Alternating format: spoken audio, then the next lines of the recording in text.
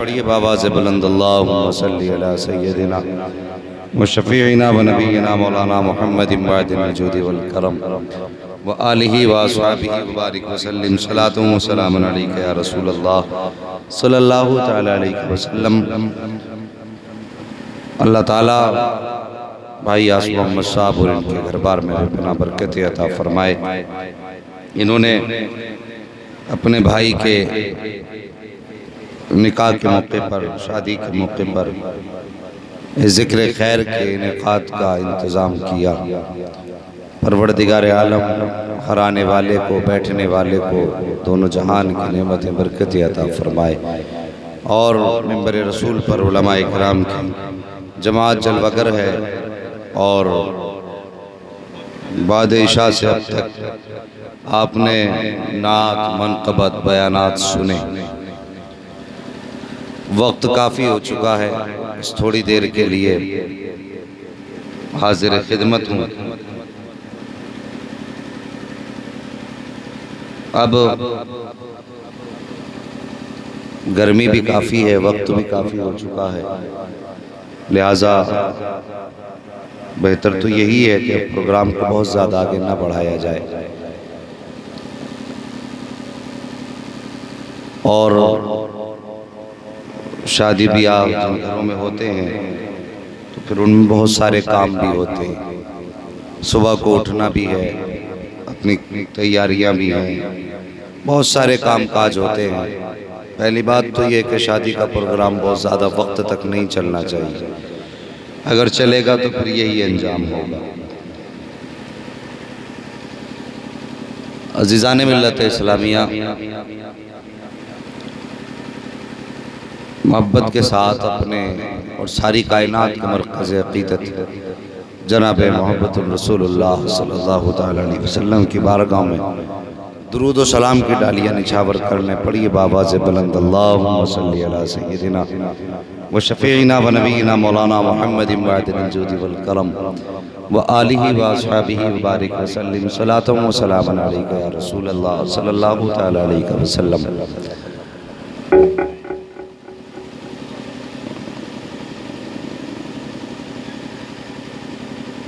दुनिया में खुशी और गम ये जिंदगी के साथी है। इंसान की इस मुख्तसर सी जिंदगी में गम और खुशी का रेला इंसान के साथ लगा रहता है।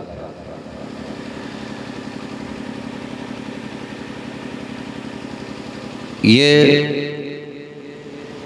50-60 साल जिंदगी अगर हो जाए और फिर इस ज़िंदगी का अगर मुवाजना किया जाए तो इस 50-60 साल ज़िंदगी में खुशियाँ कम आती हैं, गम ज़्यादा।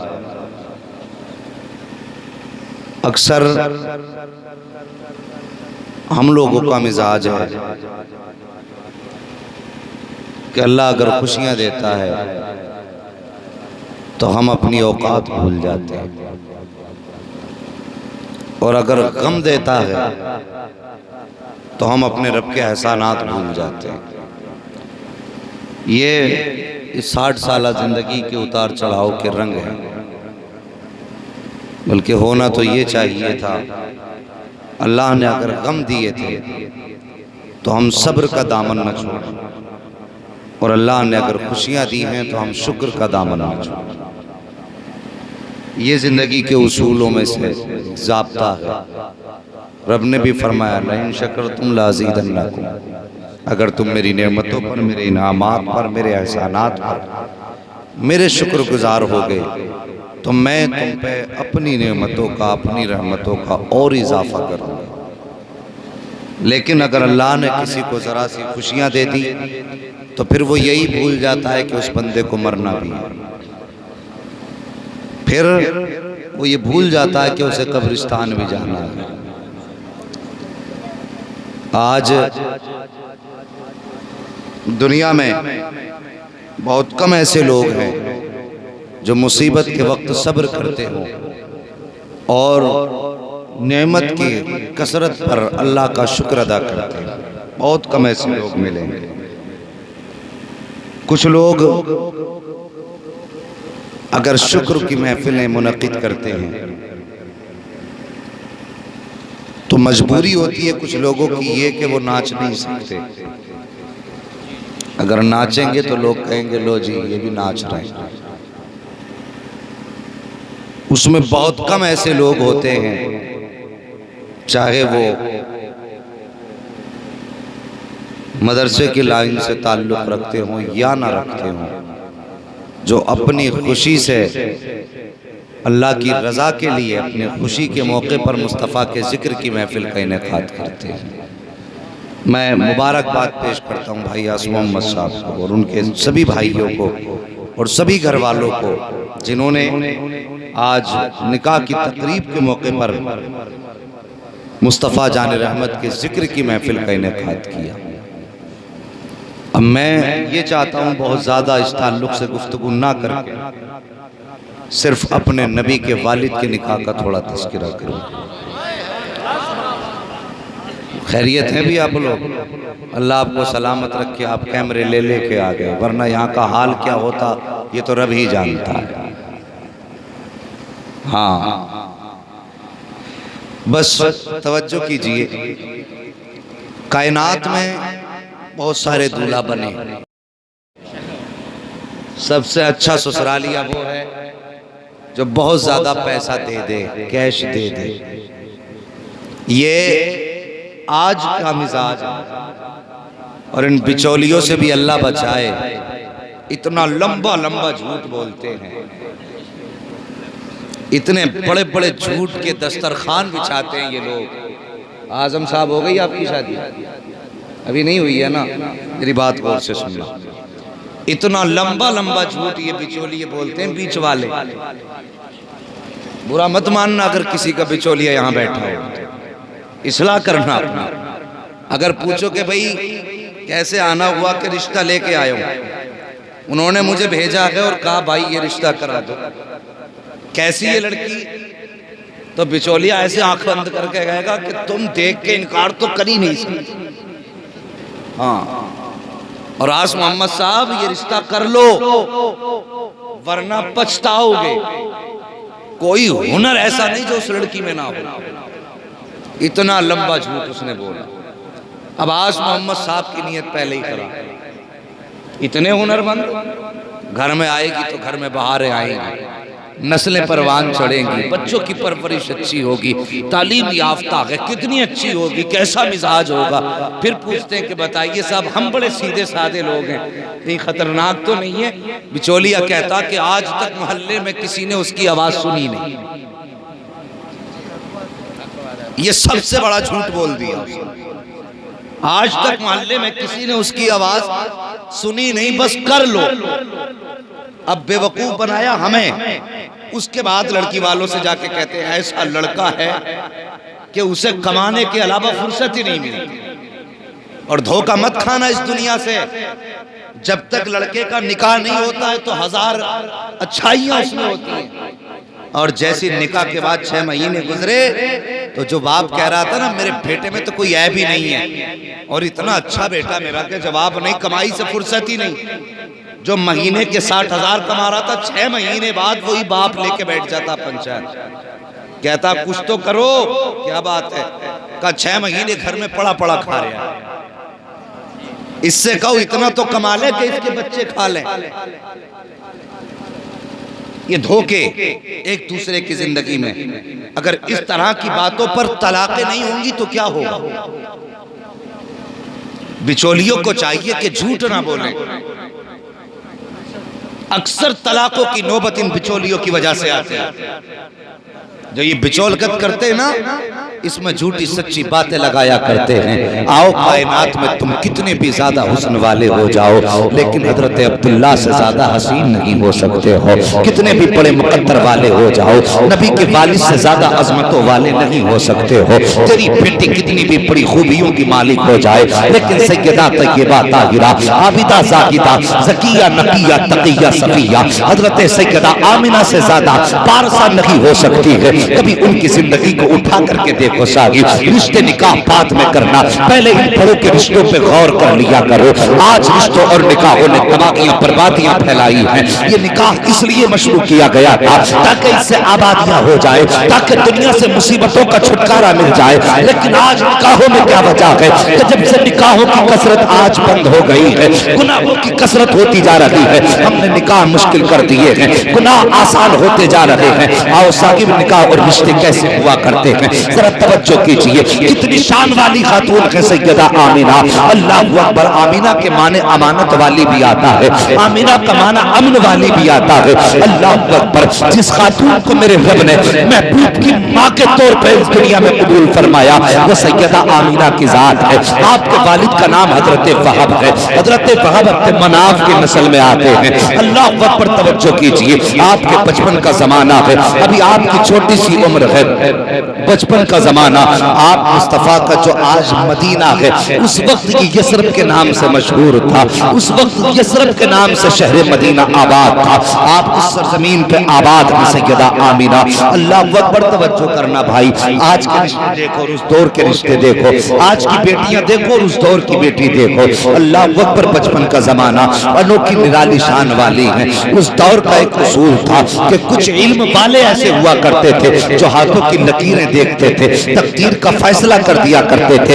एक खातून थी, नाम लैला था, सब उसको देखते थे, उसका इंतजार करते थे। जब वो किसी बस्ती पे आया करती, गुजर होता किसी बस्ती से, तो उस बस्ती की लड़कियां, औरतें, बच्चियां आ जाती उसके आगे और आने के बाद अपने हाथ दिखाया करती और दिखा के पूछती थी, खातून बता मेरी तकदीर में क्या लिखा है। अल्लाह ने उसको इस हुनर से नवाजा था, इस इल्म से नवाजा था कि जब वो हाथ की लकीरें देखती थी तो तकदीर के फैसले कर देती थी। तेरे नसीब में ये लिखा है, तेरे नसीब में ये लिखा है। एक दिन उसका गुजर हजरत आमीना के शहर से होने लग जाता है। सैयदा आमीना की उम्र शरीफ अभी कम है, 6 या 7 साल की उम्र शरीफ हजरत आमीना की है। जब गुजर हुआ ना हजरत आमीना के शहर से, गुजरने लगी, पूरे शहर में शोर हो गया, लैला आ रही है जिसे अपनी तकदीर के बारे में पता करना है। आए वो लैला से अपनी तकदीर के बारे में पूछ ले। अल्लाह अकबर। जैसी लैला ने कदम रखा है उस शहर की औरतों ने, यसरब की औरतें, बच्चियां आ जाती हैं। आने के बाद अपने अपने हाथ लैला के आगे कर दिए, कहा लैला पता मेरी तकदीर में क्या लिखा है। जिसकी तकदीर में जो होता लैला एक निगाह डालती, तकदीर बता देती, तेरे नसीब में ये लिखा है, तेरे नसीब में ये लिखा है। इसी मंजर को दूर खड़े होकर के हजरत अब्दुल्ला की ज़ौजा, मेरे नबी की वालिदा हजरत आमीना मुलाहिजा फरमा रही है। जैसी दूर से आप ये मंजर देख रही है, किसी खातून ने कहा था आमीना तू भी तो जाकर के अपने हाथों की लकीरें दिखा दे, तू देख तेरी तकदीर में क्या लिखा हुआ है। सैयदा आमीना आगे बढ़ी है, जाने के बाद अपना हाथ काकिना के आगे जाके कर दिया है। काकिना ने जब उस हाथ को देखा, काकिना का नाम लैला है, हाथ को देखा, देखने के बाद कभी चेहरा देख रही है, कभी आसमान की तरफ देख रही है, कभी चेहरा देख रही है, कभी हाथ की लकीरों को देख रही है। जब हाथ की लकीरों को देखा सबने कहा था काकिना बता तो सके आखिर मामला क्या है, इसकी लकीरें देख कर तेरी जबान पे ताला क्यों लग गया। जो भी लड़की तेरे सामने आई है, तूने जिसका हाथ देखा है, देखते ही तकदीर बताई है, आखिर इसकी हथेली में ऐसा क्या है। जब तू बता रही है तब काकिना ने कहा था वो लोगों जो मैं देख रही हूँ मेरी आंखों पे मुझे यकीन नहीं है, का पता तो सही इसके हाथ की लकीरें क्या कह रही है। तो उस काकिना ने कहा था सुनो आमीना के हाथ की लकीर कह रही है, ये बता रही है आने वाले दौर में या तो ये खुद नबिया होगी या इसकी गोद में नबियों का सरदार कलवकर होने वाला है। नारे तकबीर, नारे रिसालत, मसलके आला हजरत और माए अहले सुन्नत मुफ्ती हम्माद रज़ा साहिब क़िबला। नारे तकबीर, नारे रिसालत, वाह वाह सुभान अल्लाह। इतनी शान वाली खातून कोई हो तो ला के दिखाओ। और फिर खुदा की कसम जब दुल्हन लाजवाब है तो दूल्हा भी लाजवाब है। जब बेटी शान वाली तो बेटा भी अजमत वाला। हजरत आमीना, इधर हजरत अब्दुल्ला, हजरत अब्दुल मुत्तलिब का शहजादे। आपने जवानी की दहलीज पे कदम रखा। हजरत अब्दुल मुत्तलिब के दिल में ख्याल आया कि अब बेटे का निकाह करें। एक रिवायत में यूं भी मौजूद है कि तौरात व ज़बूर इंजील के आलिम ने हज़रत अब्दुल मुत्तलिब की नाक के अंदर झांका, नथनों को देखा, उसके बाद हाथ की हथेली देखी और देखने के बाद दोनों हाथों की हथेली देखने के बाद उसने कहा था, अब्दुल मुत्तलिब तुम्हारे एक हाथ में नबुव्वत की लकीरें हैं और दूसरे हाथ में बादशाहत की लकीरें हैं। जैसे आपने इतना सुना, कहा सुनो नबुव्वत तुम्हारे घर में आ जाएगी। कहा कैसे? कहा कि अपनी नस्ल के बेटे का निकाह अब्द मनाफ के जो औलाद है वहाब बिन अब्द मनाफ उनकी औलाद के साथ कर दो, नबुव्वत तुम्हारे घर आ जाए, ये कहा गया। दूसरी रिवायत में आपने अपने शहजादों में बैठ के कहा, बेटे मेरा जी चाहता मैं अब्दुल्ला के निकाह का इंतजाम करूं, लेकिन अब्दुल्ला के मतलब की जितना शान वाला मेरा बेटा है उतनी शान वाली मुझे कोई बेटी नजर नहीं आ रही। आपने ये बात कही, बेटे कहने लगे तलाश करेंगे और हजरत अब्दुल मुत्तलिब हरम शरीफ में गए, तवाफ किया, लेट गए हतीम से टेक लगा करके। जैसे लेटे जाकर के ख्वाब देखा, कोई ख्वाब में कह रहा था अब्दुल मुत्तलिब अपने बेटे अब्दुल्ला का निकाह कर दे। तो अब्दुल मुत्तलिब कहने लगे किससे निकाह करूं? कि जा यसरब चला जा, वहाब बिन अब्द मनाफ की बेटी आमीना है, उससे जाकर के अपने बेटे अब्दुल्ला का निकाह कर दे। फौरन आँख खुली, तेजी से उठे, अपने घर आए, अपने बेटों के बीच बैठे बात करने लगे। इधर हजरत वहाब आपकी निगाहों के सामने आपकी शहजादी सैयदा आमीना लेटी हुई थी। माँ बाप के लिए औलाद, बाप के लिए बेटी एक बड़ी जिम्मेदारी होती है, एक बड़ी जिम्मेदारी होती है बाप के लिए। जब बेटियां जवान होती है तो बाप की फिक्र बढ़ने लग जाती है। जैसे जैसे बेटियां शऊर की दहलीज पर कदम रखती है ऐसे ऐसे बाप की फिक्र बढ़ना शुरू हो जाती है। हजरत आमीना हजरत अब्दुल्ला के सामने लेटी हुई हैं। आप अपनी शरीक हयात के साथ हजरत अब्द मनाफ के सामने, अपने वालिद के सामने लेटी हुई हैं। आप अपनी बीवी के साथ बैठे हैं और अचानक आंख में आंसू आए। बीवी ने कहा मेरे सरताज क्यों रोए? कहा आज मुझे आमीना की फिक्र ने रुला दिया। कहा क्या हुआ? कहा मुझे फिक्र इस बात की है कि अल्लाह ने जितनी प्यारी मेरी बेटी बनाई है इतना प्यारा मैं बेटा कहां से ढूंढ के लाऊंगा।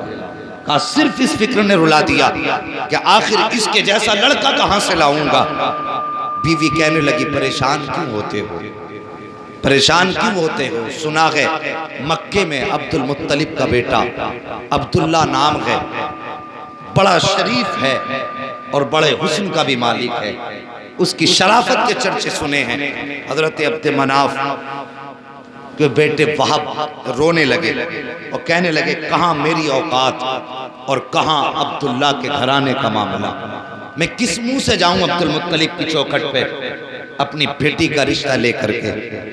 इधर सोए ख्वाब में, जो बुजुर्ग उधर ख्वाब में आए थे वही बुजुर्ग इधर ख्वाब में आ गए। फरमाते मेरे ख्वाब में आए, मैं सुबह उठा इस फिक्र में था कि इस रिश्ते की बात कहाँ से शुरू करूं। फरमाते हैं भी सुबह का सवेरा हुआ था, इतने में दरवाजा बजा। जब दरवाजा बजाना, फरमाते मैंने दरवाजा खोला, क्या देखता हूँ अब्दुल मुत्तलिब अपने बेटों के साथ मेरे दरवाजे पे खड़े थे। मैं देख के हैरत में पड़ गया, या अल्लाह इनके बारे में तो रात सोच रहा था, ये आ कैसे गए? फरमाते मैं परेशान सा हुआ। मैंने कहा सरदारे मक्का आपने यहाँ आने की ये तकलीफ क्यों उठाई? तो उनके जुमले सुनो। आप फरमाते हैं वहाब हम आज तेरे दरवाजे पे मेहमान बन के नहीं आए, सरदार बन करके नहीं आए, बल्कि तेरी बेटी के सवाली बन करके आए। ये अंदाज होते रिश्ता करने के। तेरी बेटी के सवाली बन करके आए हैं। अपनी बेटी हमारी गोद में डाल दो, हमारी गोद में अपनी बेटी दे दो। अल्लाह अकबर। इतनी बात कही थी, हजरत वहाब की आंखें बरसने लगी, जबान पे खामोशी का ताला लग गया। अब्दुल मुत्तलिब कहने लगे, वहाब क्या रिश्ता कबूल नहीं है, या हमारा बेटा पसंद नहीं है, या हमारा घराना पसंद नहीं है। जब इतनी बात कही थी हजरत वहाब रोए, कहते हैं मैं कौन होता हूँ जो आपके बेटे के रिश्ते का इनकार कर सकूं, मेरी औकात क्या है जो मैं आपको अपनी चौखट से वापस भेज सकूं। का फिर इंतजार इस बात का है, बताते क्यों लगी हो। अल्लाह अकबर। इतनी बात कही थी। वहाब बिन अब्द मनाफ कहते हैं, अब्दुल मुत्तलिब मैं कैसे इनकार कर सकता हूँ, मेरी हैसियत क्या है। का फिर क्या मर्जी है। का सुनो मेरी तरफ से हाँ है। का फिर सुकूत किस वजह से है। का सुकूत इस वजह से है कि एक अजीम शख्स मेरे ख्वाब में आया था, उसने कहा था ये पैगाम लेकर के तुम्हें अब्दुल मुत्तलिब की आप चौखट पर जाना है, लेकिन आप खुद मेरी चौखट पर आए हैं। जब अब्दुल मुत्तलिब ने कहा था मैं खुद नहीं आया हूँ बल्कि मुझे भेजा गया है, जो तेरी चौखट पे आने के बाद मेरे अब्दुल्ला का पता बता के गया है। कल वो मेरे ख्वाब में आया था और मुझको तेरी बेटी का पता बता करके गया है। जब आओ तो सही, वो हसीन माजबी कौन था, वो हुस्न का मालिक कौन था, वो बुजुर्गी पे फाइज कौन था जिसने इस रिश्ते का पता बताया है। तब अब्दुल मुत्तलिब ने कहा था, मैंने उनसे पूछा था आने वाले बता तो सही तू कौन है, कहाँ का रहने वाला है, तेरा नाम क्या है। तो आने वाले ने कहा था, अब्दुल मुत्तलिब मुझे सारी दुनिया 40,000 नबियों का बाप इब्राहिम खलीलुल्लाह कहा करती। अल्लाह अकबर। जब रिश्ते शान वाले होते हैं तो बिचौलिया भी शान वाले होते हैं, और रिश्ते फराडी होते हैं तो बिचौलिया भी फराडी होते हैं। हाँ, अल्लाह तौफीक दे तो रिश्तों में एहतियात बरती है, लोगों की जबान और उनके धोखों से बच के रहिए, वरना बिचौलिए इतना बढ़ा देते हैं बात को कि जिसका निकाह होता है वो अजीब ख्वाब समा लेता है दिल में। कहते खूबसूरत तो बहुत ही है, ठिकाना नहीं, ऐसे कह दिया अब वो ख्वाब देख रहा है दिमाग में ही, इतनी खूबसूरत बताइए उसने कई बार कहा बहुत खूबसूरत। सोचा है कभी इसका नुकसान? अगर शोहर ने जो सोचा था लड़की के बारे में पहली नजर में उसको अगर वैसी ना लगी ना, तो फिर लड़की हमेशा के लिए शोहर की नजर से उतर जाती है।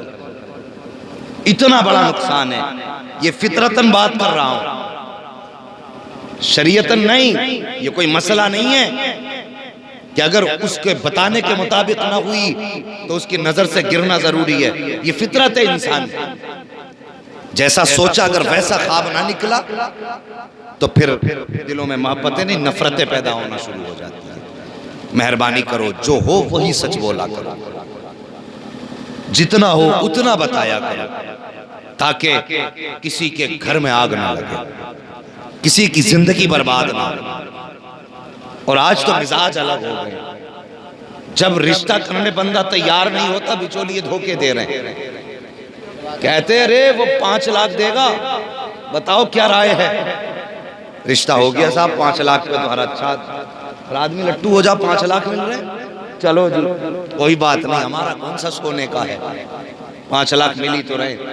अब 5 लाख का ख्वाब बिचौलिया ने दिखा दिया। रिश्ते को 8 दिन गुजरे, महीना हुआ, उसके बाद छमी गोइयां हो जाती हैं कि नहीं दी 5 नहीं दे पाएंगे, हम तो 4 ही दे पाएंगे। अब वो 4 से सर के 3, 3 पे 2। अब जब 2 पे नौबत आ गई तो कहते या तो लड़की छोड़ो और या फिर ऐसे ही शादी करो। अगर ऐसे ही कर ली तो पूरी जिंदगी बेटी को ताने मिलते, और अगर छोड़ दी तो फिर बेटा जेल की हवा खा रहा। ये मुआशरे को तबाह किया है झूठे दज्जालों ने। कहीं 2 लाख का लालच, कहीं 3 लाख का लालच, और ये लालच लेकर डूबता, कभी लड़की वालों को लेकर डूब जाता, कभी लड़के वालों को लेकर डूब जाता। इस लालच में निकाह और रिश्ते ना करो, सच्चाई पे रिश्ते करो। और 2 लाख 2.5 लाख से कभी किसी का भला हुआ है? हम तब लेंगे 5 लाख अगर 5 लाख के बाद हमें जिंदगी में जरूरत ही ना पड़े किसी पैसे की। अक्सर देखा है कि ये जो जहेज में मिला कैश होता, अल्लाह इसमें बरकत नहीं रखता। ये 6 महीने नहीं चलता। जो कैश मिला करता है मुंह से मांग के जो लिया, ये 6 महीने नहीं चलता है, चला कौन सा करता है।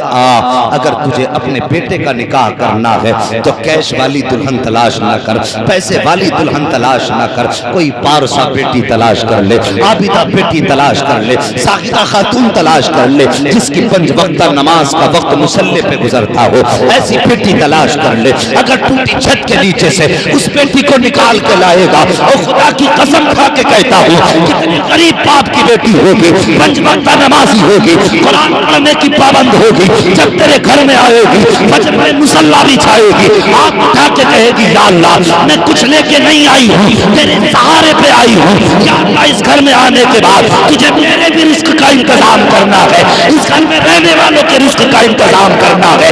इतना कहने के बाद जब बच्ची हाथ उठाएगी वो खुदा की कसम बच्ची के हाथ नीचे बाद में आएंगे, तेरे घर के अंदर रिस्क की आमद पहले शुरू कर दी जाएगी। वाह वाह, बेशक सुभान अल्लाह सुभान अल्लाह। नारे तकबीर, नारे रिसालत, मसलके आला हजरत और माए अहले सुन्नत, नारे तकबीर, सुभान अल्लाह सुभान अल्लाह। मेहरबानी करो, बेटियां पारसा तलाश करो, नेक बेटियों का इंतखाब करो। इससे सिर्फ ये नहीं है, औरत सिर्फ तुम्हें रोटी पका के देने की चीज नहीं है। याद रखना आजम भाई, मेरी बात जहन में रख लेना कि औरत सिर्फ रोटी पकाने की मशीन नहीं, औरत इतनी अहम चीज है कि आप सोचो तो सोचते रह जाओ। तेरे घर में दुल्हन बन के आने वाली बेटी पे तेरी आने वाली नस्लें जो हैं मुनहसिर होती हैं। तुम्हारी जिंदगी का सिलसिला उस खातून से चलेगा, आने वाली नस्लें इसकी गोद में खेलेंगी। अगर गोद अच्छी नहीं हुई तो नस्लें अच्छी नहीं होंगी। अगर मां पारसा नहीं हुई तो नस्लें पारसा नहीं होंगी। ये सिर्फ तुम्हारे बिस्तर का खिलौना नहीं, ये सिर्फ तुम्हारे घर के कामकाज की मशीन नहीं, बल्कि ये वो जमीन है जिस जमीन पर तुम्हारी पुश्तों के दरख्त और पौधे रूनुमा होंगे। अब जैसी जमीन होती है फिर वैसी खेती हुआ करती है। इसलिए अपनी जिंदगी का साथी बहुत सोच समझ के तलाश करना है। न पैसे के लालच में डूबना है, न हुस्न के लालच में डूबना है। अक्सर हुस्न के लालच में डूब जाते हैं लोग। याद रखना, हर हसीन चीज प्यारी नहीं होती। ये भी ज़हन नशीन कर लेना, खूबसूरती के धोखे में मत आना।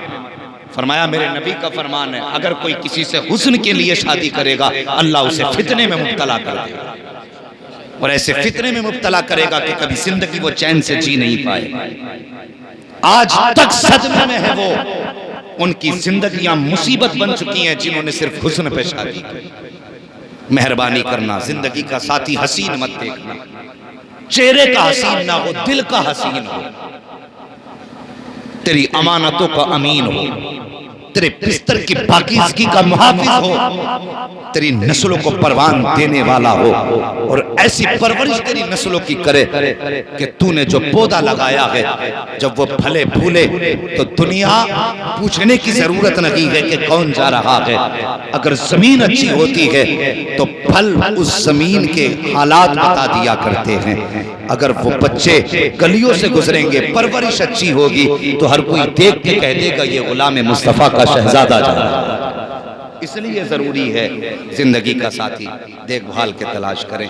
और जिंदगी ये एक गाड़ी है, इसे बहुत संजीदगी और संभाल के चलाना ये जिम्मेदारी है शोहर की और बीवी की, दोनों की।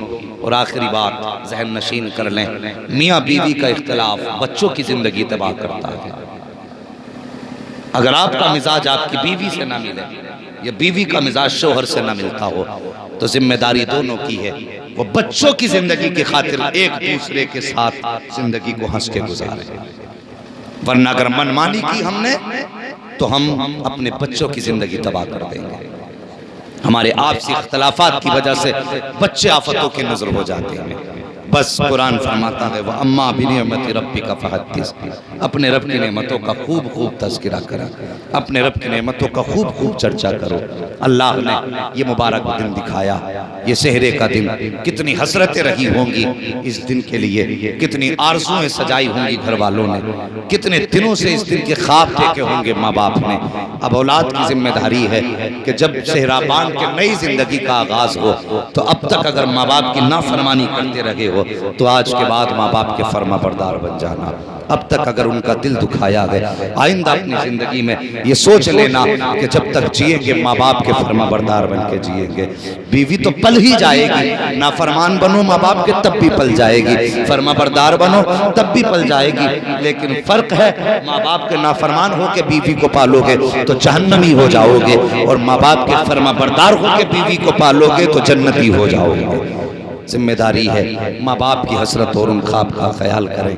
और मौला करीम मेरी गुफ्तगू पे पहले मुझे अमल की तौफीक अता फरमाए, उसके बाद पूरी उम्मत मुस्लिमा को अमल खैर की तौफीक अता फरमाए। अल्लाह तौफीक दे और खुशियाँ आएँ तो अपनी ज़िंदगी में अपने नबी के नात और उनकी तारीफ़ की महफिलें को इनेकाद करें, ताकि अल्लाह ताला इन महफिलों की बरकतों के सदक़े में हमारे घरों में बरकत अता फरमाए, हमारी ज़िंदगियों में बरकत अता फरमाए। सारे लोग कलमा शरीफ पढ़ लीजिए, ला इलाहा इल्लल्लाह मुहम्मद रसूलुल्लाह अस्तगफिरुल्लाह रब्बी मिन कुल्लि ज़ंबिन व अतूबु इलैहि।